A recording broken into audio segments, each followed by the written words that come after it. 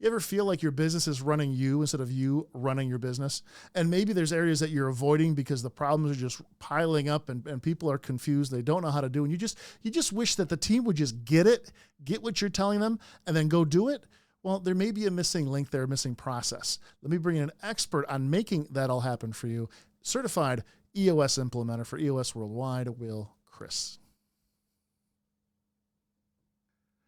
So Will, there was a book written and it was called What the Heck is EOS? Instead of reading the whole book, I want you to put it in your own words. What is EOS?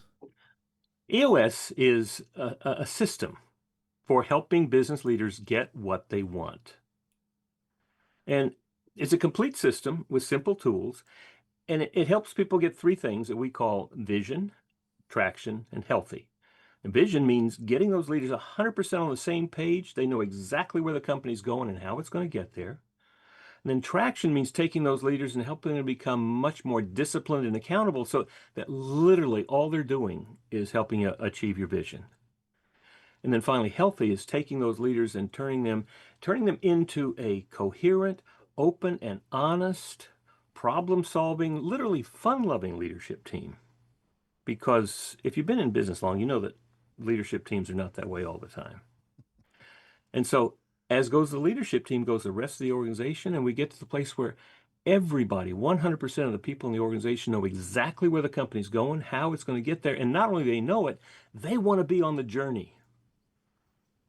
And what we're looking for is at the end of our journey, everybody doing what they love doing, with people they love. Everybody knows that what they're doing in the business is helping the organization make the world a better place. They're all getting compensated appropriately, and they have plenty of time left over for their other passions and their family. And so that's what EOS means, and it literally changes the way that the business operates so that everybody is on board knowing exactly where the company's going and how it's going to get there.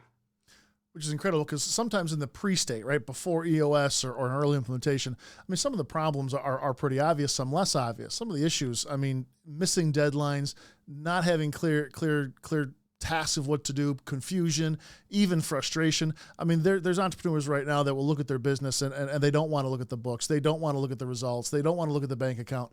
And they just feel further and further behind. Tell me a little bit about who's kind of an ideal fit to even explore this opportunity. Well, I look for three kinds of companies. One is manufacturing, one is construction, and then I've also worked with legal firms. But the most important piece is they have a purpose.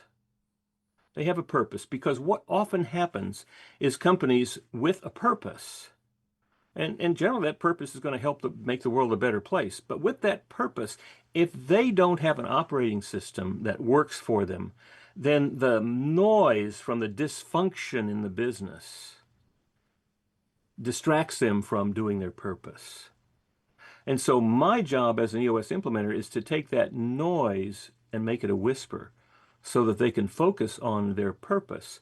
And often, like for a law firm, that might mean they're able now to take on 2 or 3 or more clients. For a construction firm, it might mean they're more effective and efficient. For manufacturing, it means they are able to look ahead and make changes before those changes that they should have made make an impact on their business in a way that's not helpful.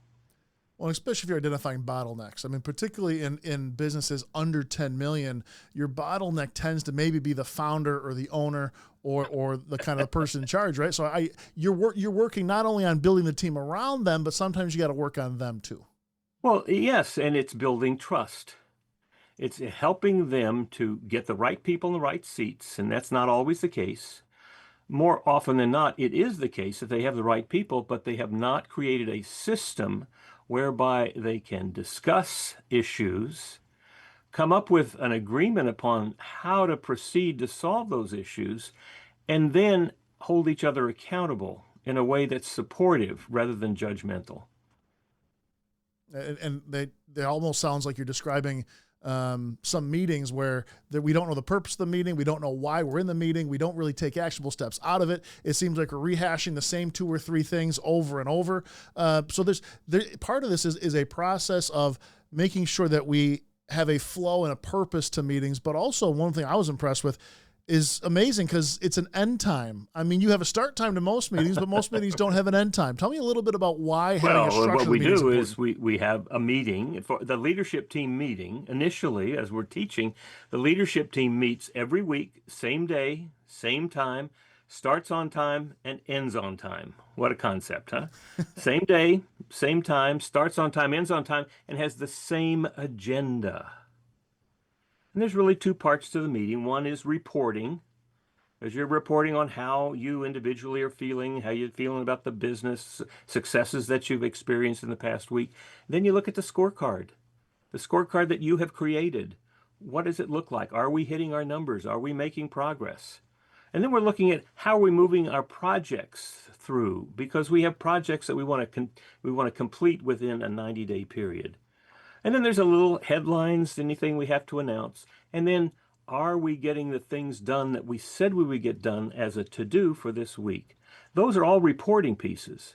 And when it's done done with discipline, you're going to have 60 minutes left to solve problems. And we literally teach people how to solve problems in an effective, efficient manner. And 90 minutes, whether you've got wherever you are in that meeting, in 90 minutes you stop so that you're not pancaking the rest of the day.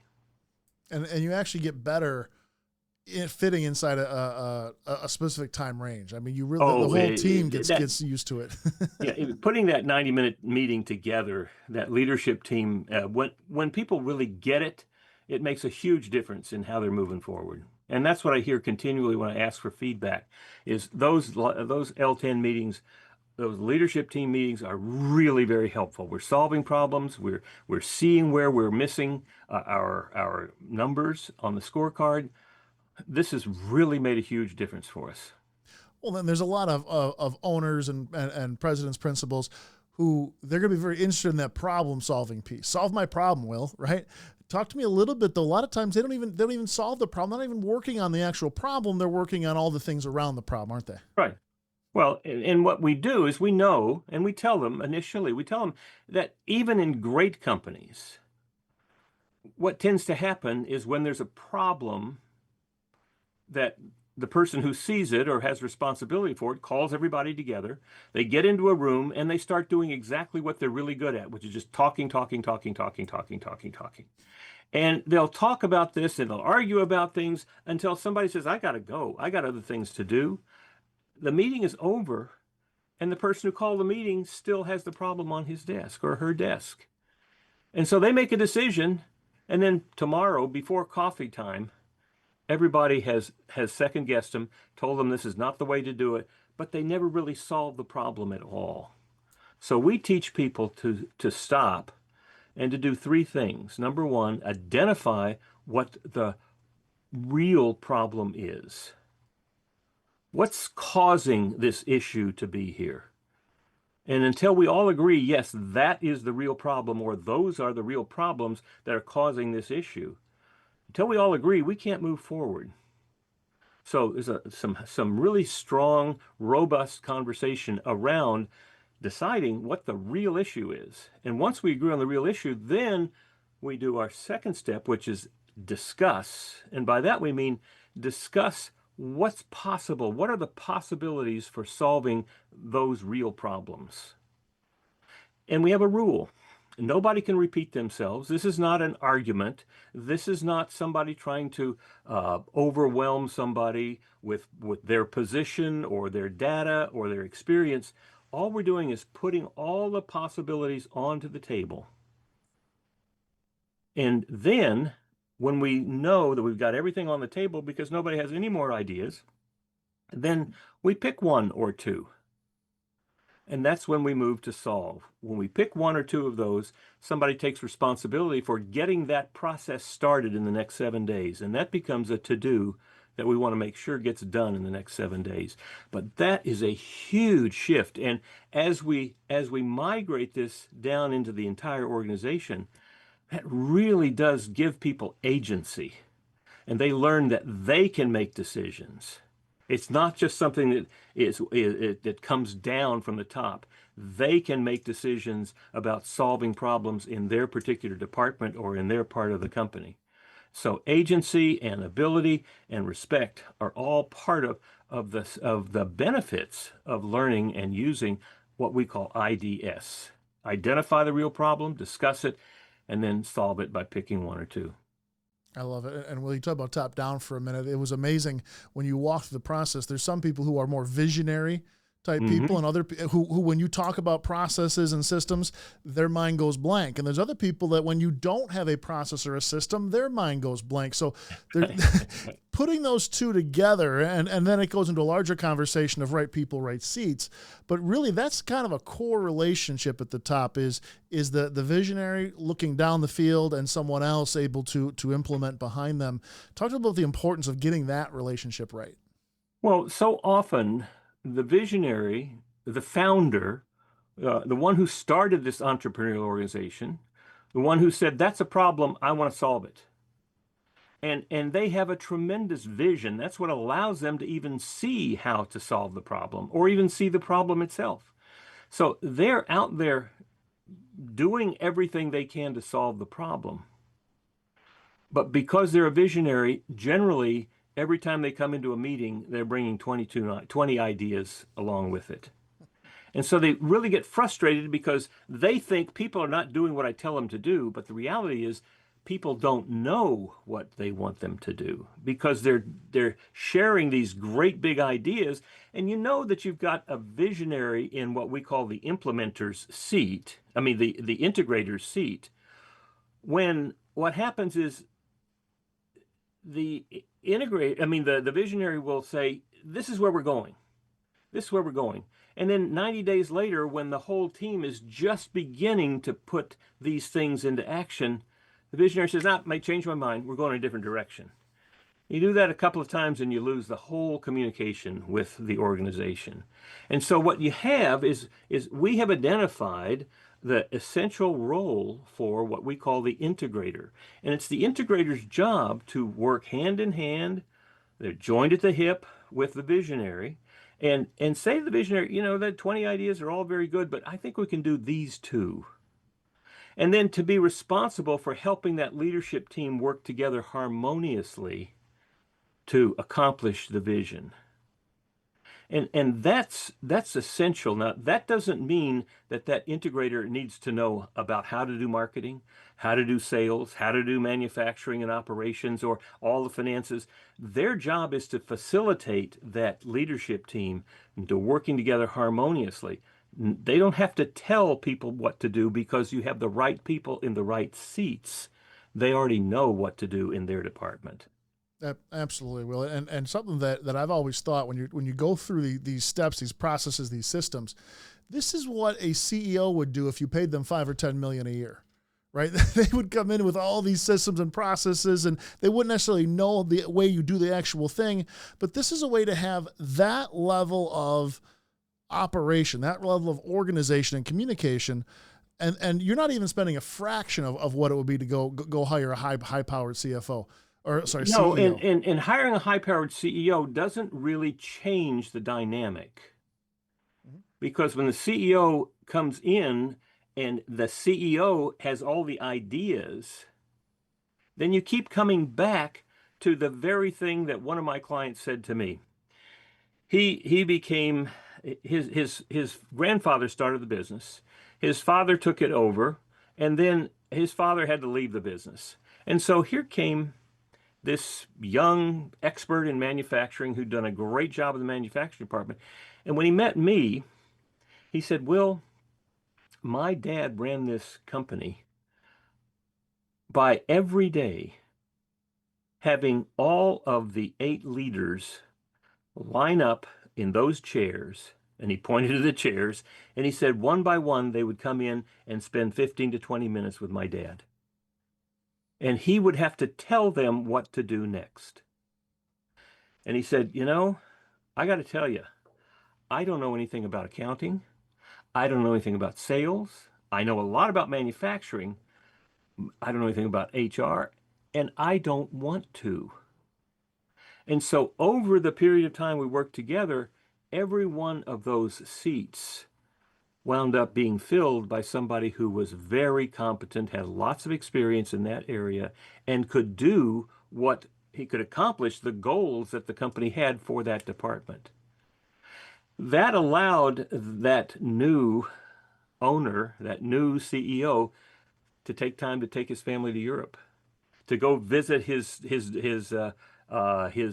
children at college, because he had people who were doing great things. And as the visionary, he could work on research and development, which was what his love really was. Incredible. And it really comes down to someone listening to this now, taking that first step, which is also a very particular process. See if this is a fit. We'll talk about if someone's interested in what you're saying here and applying it to their business. What is that process to see if this works for them going to look like? Well, that's my job, is to be helpful in helping people decide if this would work for them. And I do that by helping them to identify what their issues are. And we do that in a format called the 90-minute meeting. It's a free exploration, number one, of what the issues are with the company when I talk with the leadership team. And this can be face to face, or very often it is remote. With the leadership team, I have about 10 questions that I ask them about how the company's got to where it is, where it wants to go, what are the weaknesses, what are the strengths, what's getting in the way, and how are their meetings doing? How is their accountability doing?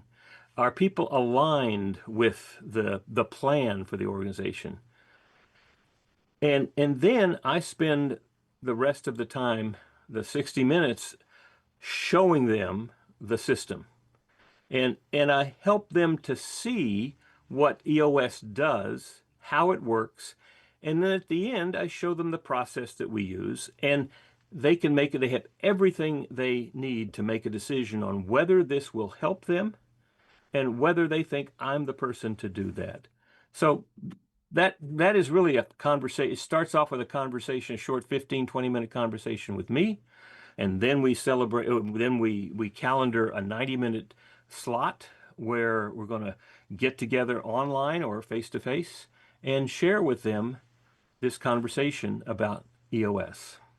And this is that type of investment, Will, that pays dividends all the time, because it doesn't just start with, hey, here's a shiny object, learn it for a few days, and then put it back at the table. I mean, this really penetrates through the whole organization, doesn't it? Well, our process generally takes about 2 years.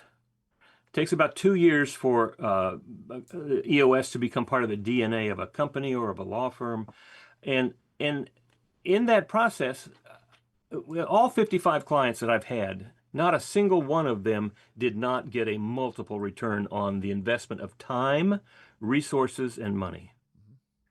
Yeah, because those some people look at this and they won't get their team together because, like, oh, it's an expensive day when you plot these things out, even if you're doing it on an annual basis or quarterly basis. But the structure of everything here is a prescription. Everything's been tested. There's nothing here that's left to chance or accident. No, we have 850 implementers around the world, and we have implemented this in 26,000 companies. We've done over 300,000 sessions. And what's beautiful about it is that all of us do exactly the same thing. We implement a system. We're not consultants. We don't come in and say, tell me your problem, then go come up with a solution and bring it back. We have a system that we implement that changes the way that companies work together with their people. Oh, it's incredible, Will. And anything that, and sometimes there's things you can't share, but any success stories you can share with us that whether they're recent or they're just people who've had massive turnarounds. Oh my goodness, yes. A number of companies, uh, they were at 12 to 16 million dollars when they started, and when we finished, they were at 48 to 50 million dollars. Many of them have moved from uh, 25 employees to 220 employees, making huge shifts, not only in the marketplace, but also in the industry, because sometimes that visionary, when that visionary is freed up from this burden of trying to run everything, they're freed up to come up with these great ideas. One in particular, a manufacturing company, they have completely restructured their product, and now they're at the cutting edge for the industry.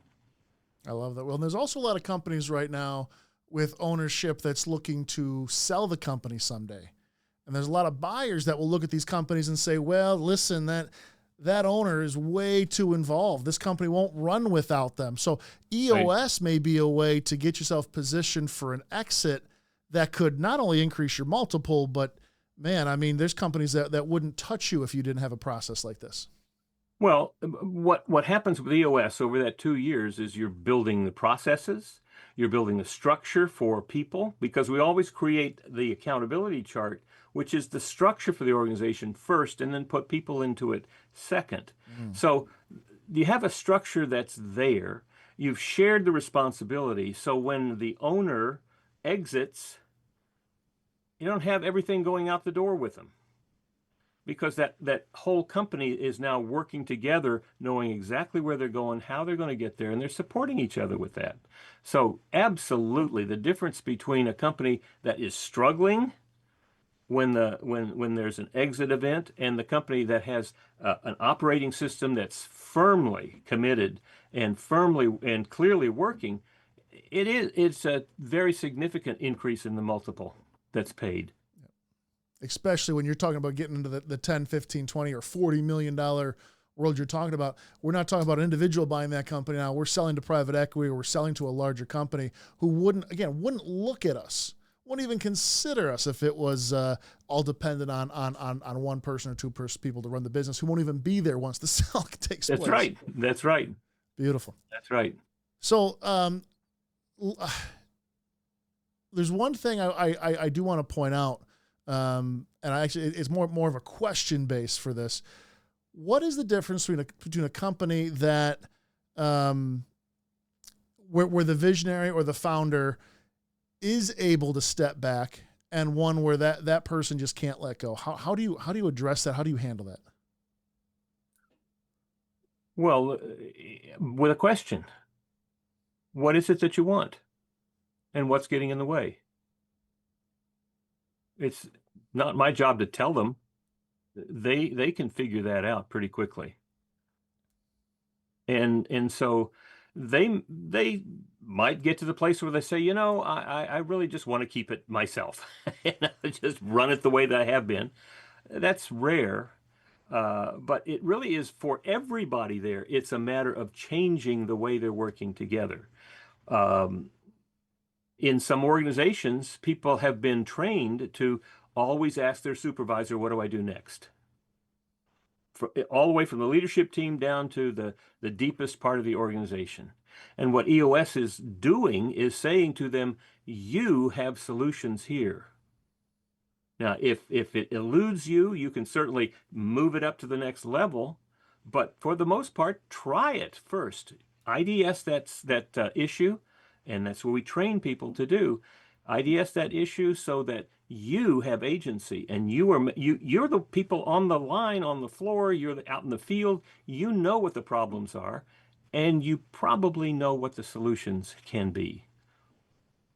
Absolutely, Will. And there's people watching this now that are relating to this, and well, they're wondering how do they get a hold of you? How do they schedule that 90-minute, or what is their next step? Well, our next step is to just have a conversation, 15, 20-minute conversation. And they can do that by just emailing me at will.crist@eosworldwide.com. They can call me at 949-355-6013. It's just a conversation. I don't sell.